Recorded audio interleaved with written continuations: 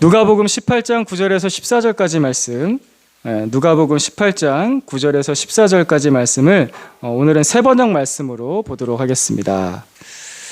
9절 말씀 제가 먼저 읽겠습니다. 스스로 의롭다고 확신하고 남을 멸시하는 몇몇 사람에게 예수께서는 이 비유를 말씀하셨다.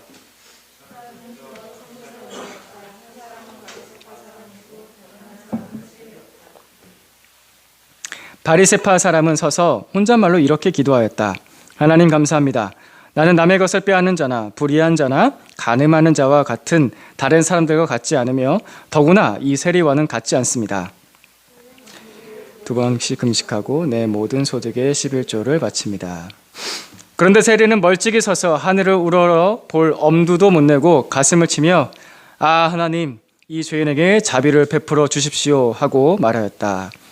내가 여기에 말한다. 의롭다는 인정을 받고서 저 바리새파 사람이 아니라 이 세리다.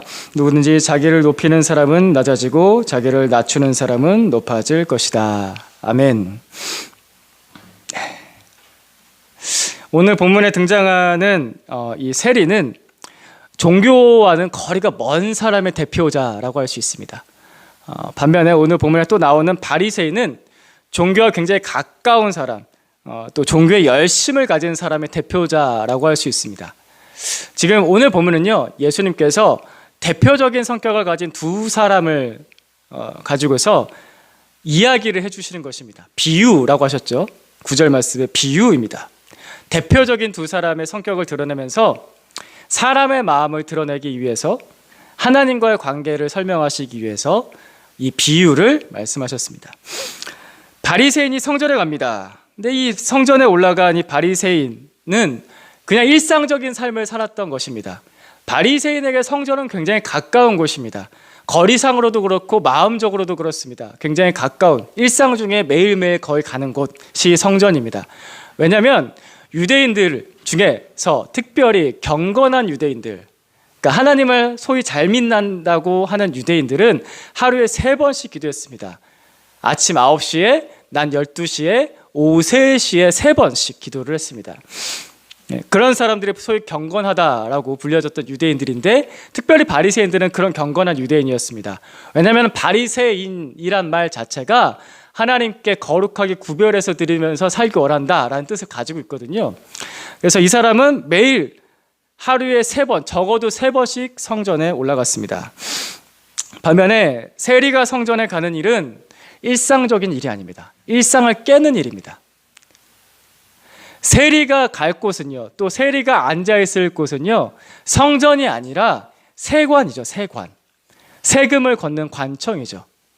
세리는 세관에 앉아서 세금을 걷습니다. 근데 이 관청, 세관은 로마인들이 세웠습니다. 왜냐하면 이스라엘이 로마의 식민지였기 때문이죠. 그래서 세리는 그 세관에 앉아서 유대인들에게 세금을 걷어서 로마에 바치는 일을 했습니다. 그런데 이때 세리는 로마가 책정한 세금보다 더 많이 거둘 수 있는 권한, 권력을 가지고 있었습니다. 그래서 유대인들에게 원래 받아야 될 세금보다 더 많이, 많게는 2배, 3배까지 더 많이 받아서 그 돈은 자기가 가지고 바쳐야 될 세금만 로마에 바치는 거죠. 이 점이 세리를 죄인의 대표자로 만든 원인이 된 것입니다. 그래서 세리는 죄인 중에 죄인이라 불렸습니다. 왜냐하면 하나님의 백성인 이스라엘 사람들을 괴롭히는 사람의 대표자였거든요. 게다가 이 사람은 유대인인데 하나님의 백성을 괴롭히는 대표자. 그러니까 죄인 중에 죄인이었죠. 이스라엘 나라 입장에서는 반역자였고 죄인 중에 죄인, 하나님의 백성을 괴롭히는 죄인 중에 죄인, 종교적으로 더러운 사람으로 취급을 받았습니다. 그래서 이러한 세리가 거룩한 성전, 하나님께서 계신 성전에 간다는 것은요, 일상적인 일이 아닙니다. 세리는 성전에 가지 않습니다. 성전에 가다가는 비난을 받겠죠. 못 들어간다는 말도 들을 수도 있을 것입니다. 그런데 이 세리가 성전에 들어갑니다. 이 상황을요, 오늘날식으로 한번 표현해 보겠습니다. 오늘날식으로 표현하자면요, 교회에서 살다시피 하는 믿음 너무 좋은 청년, 어떤 집사님, 장로님, 헌신적인 어떤 목사님, 교회에 앉아 있는데 저기 뒤에서 또 한 사람이 들어옵니다. 어떤 사람이 들어오냐면요, 높은 이자를 받아서 사람들의 돈을 빼앗는 사채업자, 그 이자로 사람의 목을 죄고 사람을 심지어 죽이기까지 하는 그런 사채업자, 고리대금업자 사장님이 교회 예배당에 들어온 것입니다. 하나님께서는 믿음 좋은 성실한 그 청년 집사님, 목사님의 기도를 들으실까? 아니면 돈으로 사람의 목숨을 빼앗는 사채업자의 기도를 들으실까? 라고 표현한다면 오늘 말씀이 더 우리에게 현실적으로 다가올 것 같습니다. 예수님이 지금 그런 얘기를 하시는 것입니다. 11절과 12절 말씀 같이 보겠습니다. 바리새파 사람, 바리새인의 기도입니다. 천천히 같이 한번 읽어볼까요? 같이 읽겠습니다. 시작. 바리새파 사람은 서서 혼잣말로 이렇게 기도하였다. 하나님 감사합니다. 나는 남의 것을 빼앗는 자나 불의한 자나 간음하는 자와 같은 다른 사람들과 같지 않으며 더구나 이 세리와는 같지 않습니다. 나는 일해에 2번씩 금식하고 내 모든 소득의 11조를 바칩니다.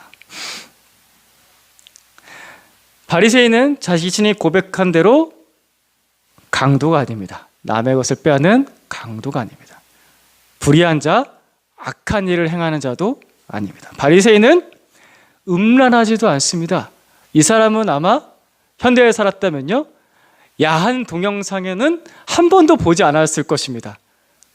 그런 사람입니다. 남자들 다 무덤덤하게 그런 남자가 어디 있어라고 찾아올 수 있는데 그런 사람입니다. 나는 간음하는 자와 같지도 않으며, 특히 돈으로 사람의 인생을 좌지우지하려고 하는 그런 사채업자와 같은 사람도 아닙니다. 대신에 나는 지금 뭘 하냐? 일주일에 2번씩 하나님 앞에 금식 기도를 합니다. 그리고 내 모든 소득의 11조를 성실하게 하나님께 바칩니다. 그런 믿음 좋은 목사님, 장로님, 집사님 같은 분이십니다. 이런 분이 교회에 많으면 참 좋겠죠. 보통 성도들은 이런 분들이 교회에 많기를 바랍니다. 목사님들도 그래요. 목사님들도 이런 분이 교회에 많기를 바라요. 착하고 믿음 생활 열심히 하고. 그래서 실제 이런 분들을 만나잖아요. 그러면 매력적이에요. 선하거든요. 인상부터 선해. 인상부터 굉장히 거룩해 보여요. 그죠? 그리고 나쁜 짓을 하나도 하지 않을 것 같은 그런 사람. 게다가 가정에는 굉장히 충실해요. 그리고 더구나 이 사람이 뭐예요? 믿음까지 좋네. 이야, 멋지죠? 아마 대한민국 청년 크리스천들, 결혼하지 않은 크리스천들이 바라는 배우자가 이런 분이 아닐까요? 1등 신랑감이자 1등 신부감 같은 사람, 뭐 여자일 수도 있고 남자일 수도 있으니까요. 그런 사람입니다. 기도하면서 이런 사람 만나기를 원하죠. 하나님, 이런 믿음의 사람을 만나게 해주십시오 라고 기도하지 않겠습니까? 대한민국의 많은 청년들이 그래요. 그렇게 기도를 하고 있어요. 그리고 여러분, 만약에 이런 분이 국회의원에 출마한다면요, 뽑아야 됩니다. 아멘? 이런 분 뽑아야 됩니다. 그죠? 이런 분을 뽑지 않고 누굴 뽑습니까? 이렇게 착하고 선하시고 믿음까지 좋으신데 거짓말을 하지 않는 분이에요. 야한 동영상을 보지 않는 분이에요. 그런 분이신데 이런 분을 뽑아야죠. 이런 분이 국회의원 되어야겠죠. 종교의 틀 안에서 그 종교에 굉장히 잘 적응한 사람들이 있습니다. 이 사람은 자라는 환경부터가 조금 그런 쪽에 민감할 수밖에 없거나 그렇게 잘 할 수 있도록 좀 도움을 받은 사람들이 대부분입니다. 뭐 아버지가 목사님이시거나 장로님이시거나, 집안 대대로 뭐 목사가 3대째 있거나, 그런 분들 중에서 이런 분들이 꽤 있습니다. 물론 아닌 사람도 있죠. 아닌 사람도 있는데 제가 개인적으로 만나봤을 때는 그런 배경이 많은 사람들 중에 이런 분들이 꽤 있습니다. 굉장히 선하세요. 착하세요. 매력적이에요. 저런 분하고 친하게 지내면 나한테 좋은 일이 생길 것 같아요. 그런 분이 있습니다. 그런데 겉모습을 볼 때는 그런데 하나님과의 관계는 회복하지 못한 사람들이 있습니다. 종교 안에, 교회 안에. 바리새인의 기도를 다시 한번 잘 살펴보십시오. 바리새인의 기도에는요, 하나님과의 관계에 대한 내용은 거의 없습니다. 처음에 이렇게 시작하죠. 하나님 감사합니다. 이게 답니다. 하나님 감사합니다. 자, 그 다음부터는 뭡니까? 나는이라고 시작합니다. 나는 이렇게 만족스러운 삶을 살고 있어서 하나님 감사합니다 라고 하고 있는 것입니다. 다 자기 자랑이죠. 다 자기 자랑이죠. 이 사람은 왜 이렇게 종교생활 열심히 할까요? 이런 사람 왜 종교생활 열심히 할 거라고 생각하십니까? 만족감이 남달라요. 여러분 그런 거 아십니까? 만족감이 남달라요. 종교에 열심히 헌신하다 보면요, 굉장히 기쁨이 있고요, 만족감이 있어요. 그리고 내가 좀 남다르게 산다는 것 같은 느낌이 들어요. 예를 들어서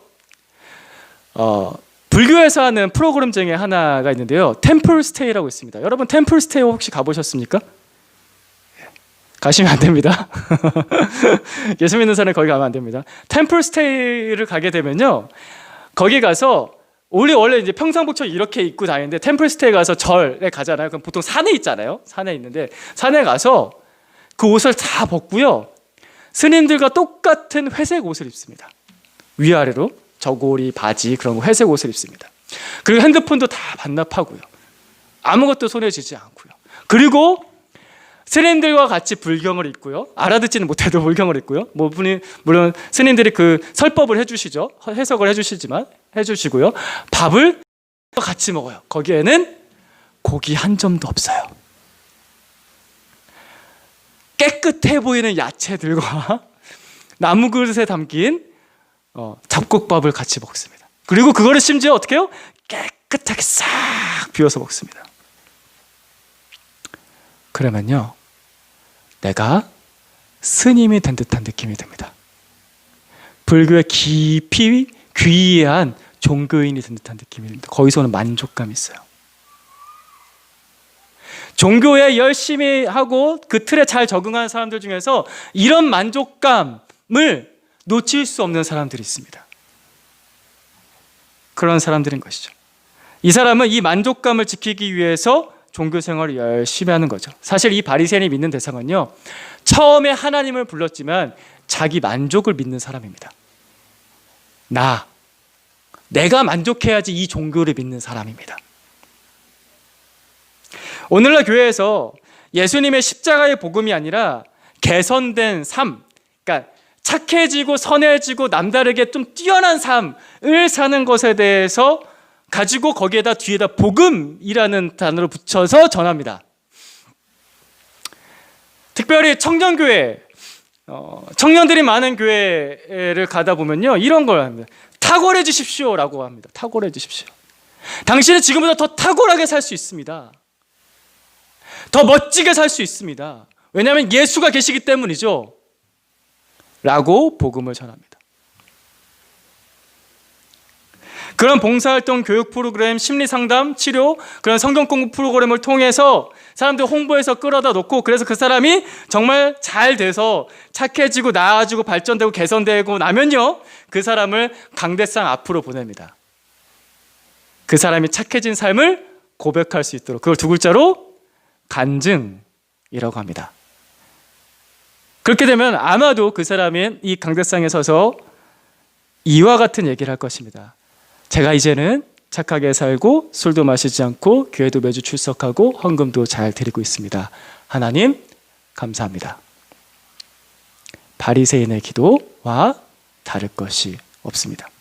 이 고백의 주인공이, 여러분 여기서 초점을 잘 맞춰야 되는데, 이 고백의 주인공이, 고백하는 내용의 주인공이 하나님이신가 아니면 나인가 라는 것입니다. 성경, 복음, 교회 다 똑같아 보이는데, 겉으로 볼 때는 똑같아 보이는데 여기에 중심을 잡고 있는 것이 무엇인가, 이 백지장 한 장 차이 같은 눈에 보이면서 눈으로는 차이를 찾기 어려운 이거 한 가지, 주인공이 나인가 하나님인가, 뭘 위해서 이 종교를 믿는가 라는 것입니다. 13절 말씀 보겠습니다. 세리의 기도의 모습입니다. 같이 보겠습니다. 시작. 그런데 세리는 멀찍이 서서 하늘을 우러러 볼 엄두도 못 내고 가슴을 치며 하나님, 이 죄인에게 자비를 베풀어 주십시오 하고 말하였다. 세리는 멀찍이 서 있습니다. 근데 어디로부터 멀찍이 서 있을까요? 바리새인에게서 멀찍이? 어디로부터 멀찍이? 지난주에 제가 설교에서 성전에 대해서 이야기하면서 하나님께서 임재하시는 가장 거룩한 장소가 있습니다 라고 말씀드렸습니다. 거기가 성전의 한 곳이죠. 예, 지성소입니다. 성소, 지성소. 거기로부터 멀찍이 떨어져 있습니다.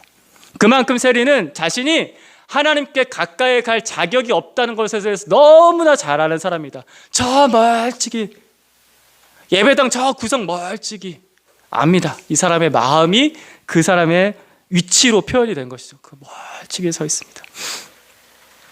그리고 보통 유대인들의 기도 자세는 두 손을 높이 들고 하늘을 우러러 보고서 기도를 합니다. 두 손을 높이 들고 하늘을 우러러 이렇게 기도합니다. 이렇게 기도합니다. 그런데 지금 세리는 어떻게 합니까? 하늘을 우러러 볼 엄두도 못 내고 라고 합니다. 여러분, 혹시 인생 사시면서 큰 잘못을 저질러서 부모님께 큰 죄를 지어서 잘못을 저질러서 부모님 앞에 이제 무릎 꿇어 보신 적 있으십니까? 예, 다들 착하게 사셨군요. 훌륭한 분들이십니다. 한 번쯤 있으실 것 같아요. 예, 인생 살면서 저희가 여러 차례 말씀드렸지만 제 인생에서 기억에 계속 나는 거는 그때입니다. 아시죠? 예, 고등학교 1학년 중간고사 때 컨닝하다가 빵점 맞았던 그 정말 저는 빵점이 있습니다. 성적표에 정말 0 이렇게 해서 0 이렇게 돼 있습니다. 그날 부모님 앞에 가서 제 잘못을 얘기하는데 정말 고개를 들 수가 없더라고요. 고개를 들 수가 없었습니다. 왜 제가 고개를 들지 못했을까? 죄가 너무 무겁기 때문입니다. 세상에서 가장 무거운 것은요, 죄입니다. 죄가 가장 무겁습니다. 그래서 이 세리가 가슴을 칩니다. 가장 무거운 죄가 자신의 가슴을 짓누르고 있으니까 가슴을 칠 수밖에 없죠. 너무 답답하거든요. 이 죄가 너무 무거워서, 내가 어찌할 수 없는 이 죄의 무게가 너무 무거워서 가슴을 치는 것입니다. 토해내고 싶은 것입니다. 아, 하나님, 이 죄인에게 자비를 베풀어 주십시오. 아, 하나님, 이 죄인에게 자비를 베풀어 주십시오. 아, 하나님, 이 죄인에게 자비를 베풀어 주십시오. 사실 저는 이제 또 교회에서 기도를 열심히 해서 이렇게 목소리를 크게 했지만 아마 세리는 이렇게는 못했을 것이고요. 하나님, 이 죄인에게 자비를 베풀어 주십시오. 아마 이렇게 기도했을 것입니다. 목소리도 제대로 내지도 못하고 그 죄가 너무 무거워서 모든 사람에게는 이 무거운 죄가 있습니다. 근데 여기서 세리가 자비를 베풀어 주십시오라고 말합니다. 여기서 잊지 말아야 될 건 이 세리도 유대인이라는 거죠. 유대인에게 자비를 베풀어 주십시오라고 하는 그 말, 단어의 뜻 안에는 첫 번째는 용서를 구하는 겁니다. 하나님, 저를 용서해 주십시오 라는 뜻이 담겨져 있고요. 그 단어 안에는 또 이런 뜻이 담겨져 있습니다. 하나님, 저를 덮어 주십시오. 하나님, 저를 덮어 주십시오. 이 무거운 죄를 하나님 용서해 주시고 이 부끄러운 나를 주님 덮어주십시오. 덮어주십시오. 그렇게 기도하고 있습니다. 이것이 세리의 기도였습니다. 아무도 덮어주지 않는 그 죄를 하나님만은 나에게 덮어주시기를, 다 나에게 손가락질하는데 하나님만은 나를 덮어주시기를 구하는 그의 기도였습니다. 세리는 성소로부터 가장 멀찍이 떨어져 있습니다. 하지만 이 세리는 하나님과 만나는 가장 거룩한 장소, 성소에서 이루어지는 일을 지금 하고 있습니다. 죄 용서를 구하고 그 용서를 받는 것. 그래서 사실 세리는 위치상으로는 그 성소로부터 가장 멀리 떨어져 있지만 이 사람은 하나님과 가장 가까이 있는 기도를 한 사람입니다. 그래서 14절 말씀에 예수님께서 말씀하십니다. 여기서 내가 라고 시작하는 분은 예수님이죠. 14절 말씀 같이 읽겠습니다. 같이 읽습니다. 시작. 내가 너희에게 말한다. 의롭다는 인정을 받고서 자기 집으로 내려간 사람은 저 바리새파 사람이 아니라 이 세리다. 누구든지 자기를 높이는 사람은 낮아지고 자기를 낮추는 사람은 높아질 것이다. 아멘. 우리 예수님께서 말씀하시는데 의롭다 인정을 받는 것에 대해서 말씀하십니다. 의롭다 인정을 받는 것. 성경에서 의롭다라는 것, 즉 옳다, 하나님께서 네가 옳다라고 인정해 주신 그 옳음은 도덕적인 삶을 사는 것 아닙니다. 종교적으로 깨끗해지는 것을 의미하는 것이 아닙니다. 하나님께서 말씀하신 의로움은 하나님과 바른 관계를 회복하는 것입니다.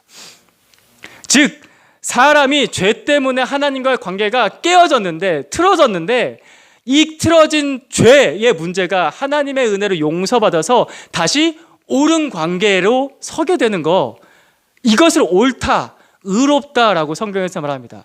그래서 구약부터 신약까지 읽으실 때 의라는 단어가 나오면요, 초점은 여기 있습니다. 하나님과의 바른 관계에 있다는 것입니다. 이것이 의롭다 인정을 받는 것입니다.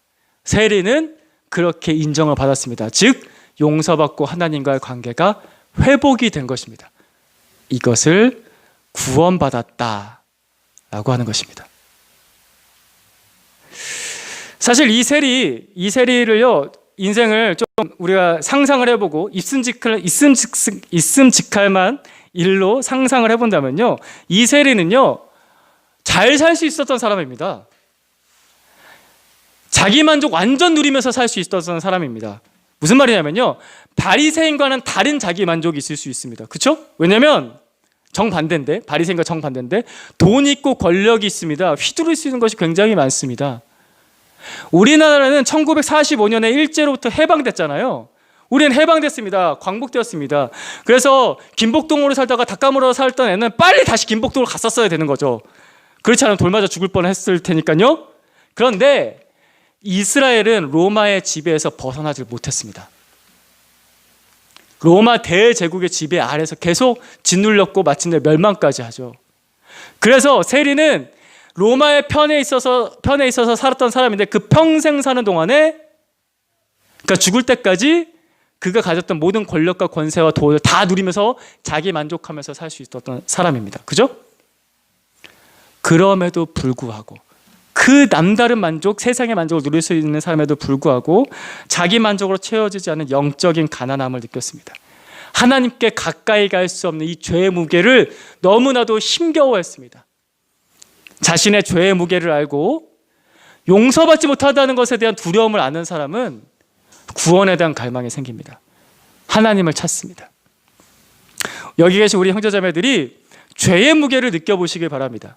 하나님께서 그거를 알게 해주셔야 됩니다. 이거는 내가 육체적으로, 그러니까 일상을 살면서 그냥 잘 살아보자 라는 쪽으로만 생각하다 보면 죄의 무게라는 걸 잘 생각하지 못합니다. 세리가 만약에 나 돈 잘 벌고 잘 누리고 잘 살아 이 생각만 했다면 죄의 무게를 느꼈을까요? 그렇지 않습니다. 그것만으로 살지 못한다는 걸 사람이 알거든요. 영적인 존재인지라. 하나님께서 여러분에게 그런 은혜 주시기 바랍니다. 죄의 무거운 무게를 느껴봐야 됩니다. 또한 동시에 이 죄를 용서받지 못하면은, 하나님과의 관계가 회복되지 못하면은 나에게 얼마나 두려운 일이 있을까라는 것에 대해서 직관할 수 있는 영적인 깨달음이 여러분에게 있길 바랍니다. 이런 사람은 하나님께서 용서하신다, 은혜를 주신다고 했을 때 삶이 돌아섭니다. 이걸 회개라고 하죠. 만약 오늘 방금 읽은 이 세리가요, 성전에 가서 그렇게 누구라도 옆에서 보면 감동할 만큼 회개를 했어요. 회개 기도를 했어요. 그런데 집에 돌아오고 나서는 다시 악질 사채업자로 산다면 여러분, 이건 회개 아닙니다. 그는 하나님의 은혜를 받은 것도 아니고 회개한 것도 아닙니다. 성경에서 말하는 회개는 마음이 돌아서고요, 삶이 돌아서는 겁니다. 뭘로? 하나님의 은혜로 그의 마음이 돌아서고 삶이 돌아서는 겁니다.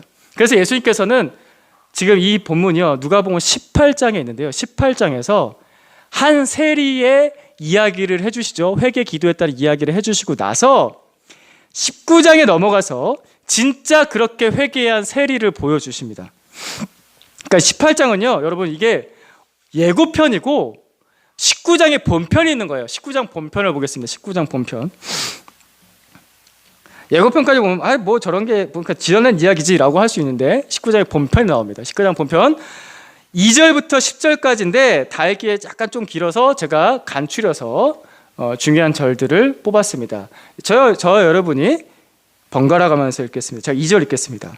삭개오라 이름하는 자가 있으니 세리장이요 또한 부자라. 예수께서 그곳에 이르사 쳐다보시고 이르시되 삭개오야 속히 내려오라. 내가 오늘 내 집에 유하여야 하겠다 하시니 급히 내려와 즐거워하며 영접하거늘 서서 주께 여짜오되 주여 보시옵소서 내 소유의 절반을 가난한 자들에게 주겠사오며 만일 누구의 것을 속여 빼앗은 일이 있으면 내 갑절이나 갚겠나이다. 예수께서 이르시되 오늘 구원이 이 집에 이르렀으니 이 사람도 아브라함의 자손이비로다. 함께 있습니다. 인자가 온 것은 잃어버린 자를 찾아 구원하려 함이니라. 아멘. 예수님께서 한 세리를, 실제 있었던 일입니다, 직접 만나러 가셨습니다. 근데 그 세리는 세리장이었습니다. 그냥 일반 세리가 아니라 세리 중에 최고장. 그러니까 아까 처음에 비유에 따르자면요, 사채업자들 사장들 있잖아요. 사채업자들 사장인데 그 사채업자들 사장 중에서도 최고 악질 사채업자가 되어서 그들의 회장이 된 거죠. 최고 악질 사채업자 회장님이신 분이 이 삭개오 같은 사람입니다. 근데 예수님께서 그 악질인 사람의 이름을 아셨습니다. 그리고 그의 이름을 부르십니다. 삭개오야 부르십니다. 키가 작아서 뽕나무에 올라갔던 삭개오. 여러분 잘 아시죠? 우리 어린이 여러분 잘 아시고 그 삭개오예요. 키가 작아 뽕나무에 올라갔던 그 삭개오, 돈 많은 삭개오가 예수님이 내 이름을 아시고 나를 부르시자 너무나도 기뻐하면서 내려옵니다. 여기서 뭐라고 말씀하시냐? 6절 말씀해 보시면은 즐거워하며 영접하거늘. 즐거워하며 영접하거늘. 삭개오가 예수님을 영접했습니다. 영접의 뜻은 기쁘게 맞아들인다라는 뜻이죠. 삭개오가 그의 마음으로 그의 행동으로 직접적으로 예수님을 기쁘게 맞아들였습니다. 그렇게 예수님을 만나고 나서 삭개오는 마음이 변하고 삶이 변합니다. 두 개 다 변했습니다. 이건 회개입니다. 이게 회개입니다. 그가 세리장으로 살았던 유일한 이유는 돈입니다. 유대인에게 있어서 자존심은요, 굉장히 높은 가치를 가지고 있는데 그가 그 모든 자존심을 내려놓고서 돈을 추구했다는 것은요, 하나님보다 돈이 중요하다는 것은 그가 삶으로 나타낸 것입니다. 돈이 더 중요하다.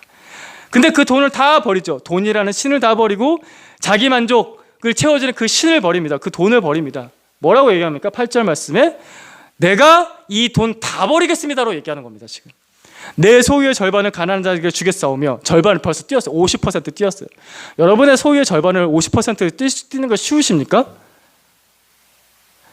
이거는 돈이 적은 자도 쉽지 않지만 돈 많은 자는 더 어려워요. 제가 예전에 한번 들었던 얘기인데 한 장로님 중에 사업을 크게 하시는 장로님이 있었습니다. 그래서 이 장로님 같은 경우에는 한 달 수입이 1억, 억 단위예요. 그러니까 11조를 얼마 드릴까요? 장로님이시니까 1,000만 원씩 드리겠죠? 이분이 자기 속마음을 한번 고백하신 적이 있는데 그 1,000만 원 드릴 때마다 내 살을 띄어야 되는 것 같아요 라고 얘기했습니다. 부자에게도 돈 떼어내는 거 절대 쉽지 않습니다. 10% 띄는 것도 쉽지 않습니다. 근데 삭개오가 지금 내 소유의 절반을 가난한 자에게 주겠사오며, 누구의 것을 속여 빼앗은 것이 있으면은 4배로 갚겠습니다. 다 버리겠다는 뜻입니다. 다 버리겠다. 다 버리겠습니다. 그리고 나 이제 예수님만 바라보겠습니다 라고 고백합니다. 그 돈을 또 그냥 그렇게 한 것이 아니라 내가 나를 위해서 쓰지 않고 이제 지금까지 나를 위해서 썼는데 내가 나의 이웃을 위해서 쓰겠습니다 라고 고백합니다. 예수님의 은혜는 삭개오를 돈의 노예에서 해방시켰습니다. 죄의 노예에서 예수님께서 삭개오를 해방시키셨습니다. 그래서 변화된 것입니다. 자, 여러분 여기가 중요합니다. 개선된 삶, 착해지는 삶과 회개하는 삶의 차이점이 여기 있습니다. 개선된 삶은요, 내가 얼만큼 노력하느냐에 따라 달라집니다. 개선된 삶은, 착해지는 것은 내가 얼마나 의지가 있느냐에 따라서 달라집니다. 착해지는 삶은 주변 환경에 따라서 달라집니다. 환경이 나를 서포트해주고 나를 지지해주고 옆에서 좋은 사람들이 계속해서 도와주면 착해질 수가 있습니다. 그래서 대부분 그런 사람들이 착하게 살아요. 환경 좋은 사람들이 대부분 착하게 살아요. 그럴 만하거든요. 환경이 안 좋으면요, 마음에 악한 것이 스며들기가 쉽죠. 그러니까 죄를 짓기가 쉬운 거예요. 그래서 하나님께서는 그런 사람의 노력이나 의지나 환경에 따라서 사람을 구원하지 않으십니다. 불공평하니까. 사람마다 다 차이가 있기 때문입니다. 그래서 하나님께서는 은혜로 구원하기로 하셨습니다. 하나님께서 은혜를 주셔서 회개한 사람이 변화되는 것은 하나님께서 나를 죄의 권세에서 해방시키시는 것입니다. 죄의 권세에서 해방될 때 사람이 변화됩니다. 전에는 무거운 죄의 무게에 눌려 있었기 때문에 선을 넘지 못해요. 죄의 무게가 너무 무거워서 내가 어떤 선을 넘지 못한다고요. 바뀌어지지가 않아요. 근데 예수님께서 나를 용서하셔서 그 죄의 무게에서 그 억눌림에서 해방시키시고 자유하게 하셨을 때 그 은혜로 사람이 선을 넘기 시작합니다. 삭개오가 선을 넘잖아요. 뒤돌아서지 않으리 이런 거죠.